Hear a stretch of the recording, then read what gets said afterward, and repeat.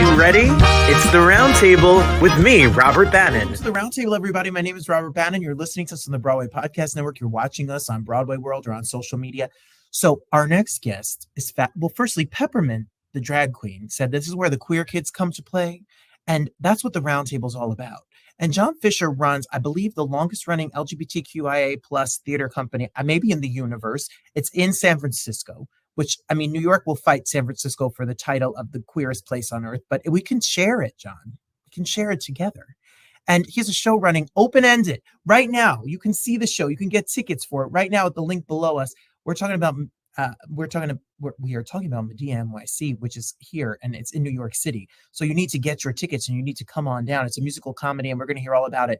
I believe John wrote like 62 one-man something insane. John's our kind of people, everybody. John Fisher, welcome to the Roundtable. Yay, thanks for having me, Robert. Well, John, is the Bay Area, San Francisco, Oakland, like over there? No, this is New York right here. This is New York. Yeah, this is New York. Well, somewhere out there is the Empire State Building. I can't see it. Anyway, I'm in New York. Yes, doing this show. With the shirt on. I love it. With the shirt on, yes. We're Medea, a musical comedy. And if you know Medea, she killed her kids, but it's still a musical. She did. She killed her kids, which apparently is funny and musical. Well, I think that's the queer perspective. I think we're always taking the piss out of things, you know? So things are like really serious, and we say, well, they are, but also they're not. So calm down. Even killing your kids can be funny. I'm gonna let that go because there's a lot of jokes I could make. John, what does it mean to you when I read a press release? Well, shout out to Dan Fortune for setting this up. We love Dan and we love all of the work. Dan's the best, yeah. The best. So Dan writes in his press release that you are a legend, John. Well, that usually means I'm dead. I'm not dead yet. I'm like a myth. I think I'm more of a myth. Like I might exist or I might not. So yeah. So I've been doing theater my whole life, and so there's a lot of it. And I have the goal of writing 400 plays, so I'm well on my way. Wait, your goal is? How did you come up with that goal? I don't know. There was some old Spanish playwright who wrote 400 plays. I think Cervantes, before he wrote Don Quixote, wrote 400 plays. So I decided, well, if Cervantes did it, then I should do it. And number 401 will be your version of Don Quixote. Yeah, I think so. Yeah, and then I can become a true legend. And then you'll be a legend, but gay Don Quixote, so it will be even better. I think he was gay. I think there isn't a lot of evidence that he was straight. I think, unless there's like real evidence, we have to claim them. You know what I mean? And I think most of the people who've starred in it as Don Quixote have been gay. Yeah. It's kind of a gay property. Oh, so John's trouble. So come up with tell me the Rhinoceros, which is the longest running LGBTQ theater in the nation, is your baby. You're the artistic director of it. Is this like the playground for a lot of your work? Oh yeah, I do a lot of stuff there. That's where it starts. And but I think New York is a super queer place, and of course it's a super duper theater place. So we're bringing this show out here, and we've been running for 5 weeks, and we've had great audiences, and it's just a campy, fun, wild play. But the weird thing is it's the straightest thing I've ever written. It really is the gay play for straight people because it takes the coming out story and reverses it. And now the gay guy is coming out as straight. But it's not like conversion therapy or anything like that. He actually discovers he's in love with a woman.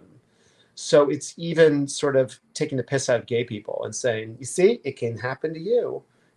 Well, we're talking Actors Temple Theater, which is right on 47th Street, right in the heart of literally in Times Square, is where you can get tickets, and MedeaNYC.com is where you can get tickets as well. And we could follow John on Instagram. I believe it's John_Fisher_art.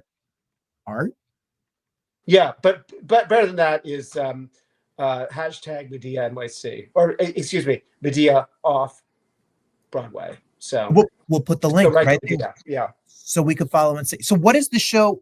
You told us a little bit about it. I mean, I read about it and I hear that there's a backstage spiral out of control flamboyant director. I hear there's sequins. I hear there's hate and love and gay people and straight people. And tell us, what's it about? Well, it's about a gay theater company putting on a campy musical, Medea the Musical. And the straight actress playing the lead decides that she is being made fun of by all these gay guys in this play. So she decides to turn it into a straight version of Medea and to make Medea like a smart person, not a stupid person. And coincidentally, she falls in love with the lead actor who's playing her husband in the show, and he's gay. So you have this offstage coming out, gay, straight love story. And then you have this musical headed towards opening night. And on opening night, everybody tries to change what the show is about on stage in front of the audience. They try to make it straight. They try to make it gay. They try to make it trans. They try to make it bi. They try to make it lesbian. And it becomes like noises off. It becomes insanity in front of the audience. But somehow it all works. And much to their surprise, the audience actually likes it better than the show that they were working on. It sounds like Broadway right now. It's yes, indeed. It is. And so John, you had like 67 jobs in this show. You wrote it. I think yes, you directed I did everything. I actually made the props, and I did some of the costumes. And I'm like one of these people like Charles Ludlam from the 70s and 80s. I just can't. I just love theater. I love everything about theater. I love the backstage and the onstage in front of the audience. I spent a lot of time in the audience because I played the director of the gay play, so I'm like shouting instructions from the audience, and the audience doesn't know what to make of me. I'm suddenly like shouting direction at the stage, and people are like staring at me like, is this guy like just a crazy person in the audience? It takes about 30 seconds to realize, oh no, this is part of the show. And then they start laughing, and then they love to hate me because I'm like the hostile director. I'm the abusive director. I'm the director everybody loves to hate. So, I have my own role in it. And but I get my comeuppance in the end. I sort of realized that, chaos on stage can be exciting and fun too. It doesn't all have to be about control. So for all the control freaks out there in the world, you need a little chaos in your life. I do. Amen. Are you a control freak? I bet. A little bit. So but I love a little chaos. I mean, I teach elementary school in real life. That's chaotic. Oh my God. Yeah. I loved elementary school. It was complete chaos. I was like the worst behaved kid in the classroom, but I was a good student. They didn't know what to do with me because I was like, I would win the spelling bee, but I was like just a pill in the class. So what can you do? But that's why you're a good artist, because you have that creativity and that's what it's about. Put them on stage. Put the gay boys on stage. Well, what's your process with this? Like you write, so you wrote this. So is it something that you come up with the idea, you sit in front of a computer, you write it down on a napkin, you do it in your living room for your friends? Like, how does it get to New York City? Yeah, well, it's funny. It was originally done with my friends. It was just me and like these 10 actors that I work with all the time. And I kind of wrote it for them. And so the names of the characters are their names, but now it's a different cast. So they have the old names. I mean, they have the names of the people who originally did it, but it's a whole new cast. And the great thing about doing it is they bring their own personalities to it. This show is like no other show. These are like New York actors. They're total musical comedy kids. They love the material because it's all about musicals. And their personalities kind of change the piece. I mean, the story is the same, but they've made it their own. And I love them. They're kind of priceless on stage. And they're very disciplined. I mean, they're very professional. But they have their own kind of magic. And one of them like can't stop holding out notes. He like holds notes out all over the place, which is so Broadway, hold a note until the audience claps. And when they don't, like at a matinee, they weren't clapping and you start going like this, like I'm holding this note. I'll do this all afternoon until you clap. And I just love that. I love the whole live theater experience. And that only happens in live theater. And live, absolutely. So What can you say? It's a musical. So you wrote you have a music director. And you have a choreographer, but you're the director. You wrote this. So what is the music like? Is it traditional theater? Is it like how do you describe it? Oh, it's just like musical comedy stuff. I mean, it's just like what everybody loves in musical comedy. I'm not very much of a genreist. Like I love beautiful and things like that, but I'm not really like a person that likes other types of music. I tried to like classical music. I tried to like, about as close as like I was Elton John, Yellow Brick Road, I just growing up, and so something happened where I was just like, I'm just gonna listen to musicals the rest of my life. So it's basically like going to see a Roger and the Hammerstein show, except naughtier. The lyrics are very naughty, very naughty. That's what we want though, John. Yeah, it's very naughty. There's a lot of the P word and a lot of the C word and a lot of the V word. So there's kind of body parts for everybody in the lyrics. I had to think about the V word because I haven't heard that word or been around that word in a long time. So in my own queer life. So go to MedeaNYC.com. But it's not just for people who are gay or the queer. No, it's actually it actually kind of pokes fun at the whole gay world in a friendly way. I feel like we're so defensive, and we should be, but it kind of makes fun of that. It's like kind of, it's like sort of poking fun at us and how serious we can get, and sort of making it all okay. But I mean, I'm gay. I mean, obviously, I think, being gay is important and all that stuff. But it's kind of me saying to myself, what would it be like if I discovered that I was straight? And that would give me a lot of anxiety, because I'd be like, oh my God, I'm going to lose all my friends. And so that's what it's sort of like. It's like this gay guy suddenly loses all of his friends. He says to his girlfriend, he says, it's you and me against the West Village. I mean, we have to take on the whole gay world. It's you and me against Chelsea. It's like everybody's going to reject me. And they do, but then, everybody reaches a happy compromise at the end, which is what life is like. There's all this drama, and then we're like, oh, well, we like each other. I don't care if you're going to be straight. It's fine. Absolutely. So my question to you is there a fear? And you've written 60 something shows. You put on shows in the West Coast. You've been in New York and had runs before. But is there fear? I mean, putting up art requires money. You have to sell tickets. Yeah. You have people who invest their money or invested, and you have a staff of people you're paying. How do you get over the fear of, let's leave the Bay and let's go to New York and put on a show? I just do it. I mean, I guess the terror barrier? I mean, I think I went through a stretch of my life where it was all about fear and it was all about no. And my brain is always like, no, no, no, no, no. And I usually realize that's when it should be yes. So it's just, you just kind of ignore it, I don't know. I mean, I don't know how anybody does anything. It's just, I think the message we get from the world is we should just stay in our apartments and sort of like, just buy things online and get them delivered to the doorman and stuff. And I always feel better when I go outside. So I don't trust my fears. I mean, obviously I don't like step out into traffic. That's just stupid. But, I mean, I always say to people when we're arguing about something, like, we should do this. I said, what are they going to do? Hit us? I mean, do you think we're going to ask these people to do something and they're going to like strike us in the face? And everybody's like, of course they're not. And I said, well, let's ask. I mean, the worst that could happen is we'll be embarrassed, it's like, and if you have a good attorney, you really don't commit crimes. You always get away with it. So my father was an attorney, and he sort of taught me, have good attorneys. So, I'm not, it's like, there's so much terror in the world. That's for like when you're in bed at night. When you're in bed at night and the lights are out, then you can be terrified all night. And you get up and just do stuff. I think that's amazing advice for what is you write. So I'm sure you keep a notepad. You're funny, because I can't even tell, John, if you're being serious. I'm always joking. I never mean anything seriously. I know. Except like buy tickets and come have a good time. And the show's only 90 minutes long, and it's offensive, but in a good way. I mean, those are all serious things. Buy tickets, that's a serious thing, because I really want to support my producer, because he's shown a lot of faith in me, and the show's actually fun. And I'm like, when people show up, they're like, they walk in the door like, I don't know what to expect, and they're like, oh, that was fun. They're like kind of like shocked. I'm like, well, why wouldn't it be? So that I'm serious about, but the rest of it I'm joking. Yeah, absolutely. Well, how do you describe your rise to doing this show? Like is it just, you just keep throwing, no offense, shit on the wall and see what sticks? Like, it's years of crafting? Is it your writing has gotten better? Like, what, you are in New York City, you're off Broadway, you're on 47th Street, like, you are here.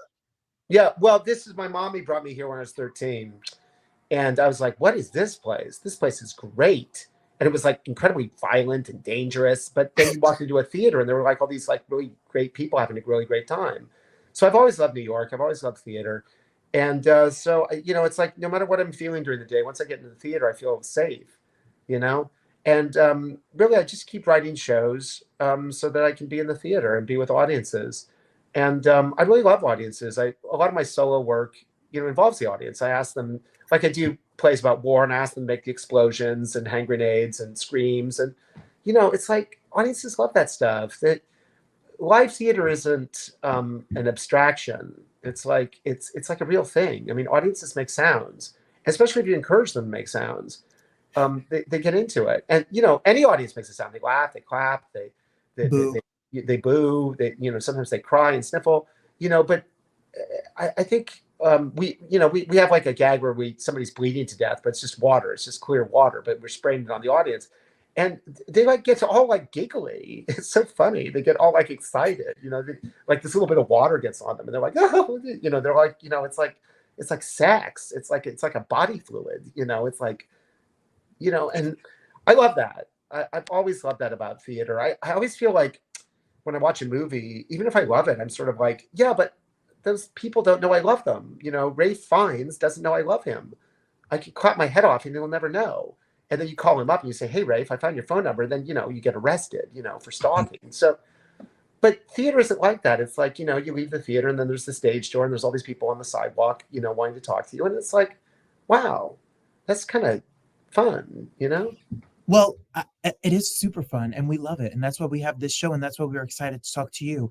I want people to know, if you don't know, John did a show, everyone, called The History of World War II, which he was just talking about for a minute, that ran in New York. It ran for like months and months in San Francisco. It ran in LA. And you have had shows that have run, like you did that show 8 months. Yeah. Yeah. What is the plan with this show? How can we support it? Obviously, we could buy a ticket. How long are you going to be there? Do you know? Are you just here forever? What's going on? Well, I mean, the show is this show's supposed to run through the end of the year, but it's open-ended. So we do 3 shows a week at the Actors Temple, which is cool because it's actually a working temple. It's like a synagogue, and it's great. And at the end of the show, I flash all the lights on the stained glass windows. It's the most beautiful building ever. And we have an open-ended run, and we hope to keep it going as long as we can. We did in San Francisco for 2 years, and one of the theaters had 500 seats, and it just sort of grew and grew and grew. So this is us just sort of starting. We've laid the egg. Maybe that's not the best metaphor, but we've laid the egg, and now the chicken's sitting on it, and it's going to hatch. And it's been going really well, and we've gotten some great reviews, and really great response from the audience. And it's fun. I mean, one fun thing is that New York audiences like to stand. I'm like, wow, they're standers. In San Francisco, nobody ever stands, ever. They wait until the janitor comes out and starts mopping the stage before they stand up to leave. They Really? Standers. But New York people like to stand, and I'm like, that's great. I just think the enthusiasm here with the audiences is something unique. I don't see it anywhere else in the world. It's like sports. It's like Americans, God love us. Sometimes we have enthusiasm for the wrong things, but we always have enthusiasm. And that's the joy of being in New York is, the claps and standing ovations and the connection. Yeah, it's great. So John, I'm going hopefully we'll be here a while. I'm going to come see your show and I'm going to stand. Oh, thank you. Yay. Not the whole 90 minutes, just at the appropriate time. No, that's okay. You could stand for 40 minutes or, 50 minutes. That's plenty. And the great thing about when you stand is everybody behind you has to stand also. Otherwise, they can't see. Well, everybody here, MedeaNYC.com is where you can get your tickets. The shows, I want people to know that you can get a ticket, and they're reasonable. You can get a ticket. You don't have to remortgage your house. You can see a show on Thursdays. You can see 2 shows on Saturdays. Sometimes there's other shows other days of the week. There's tickets on sale literally through January now. Thursdays and Saturdays, you could get your tickets. So it's the perfect thing. It's a good date. It's a good friend night out. It's the holidays. So if it's Christmas time or New Year's Eve, you can get tickets for that time and go laugh and have a good time, hum a little music, and enjoy this. Yeah.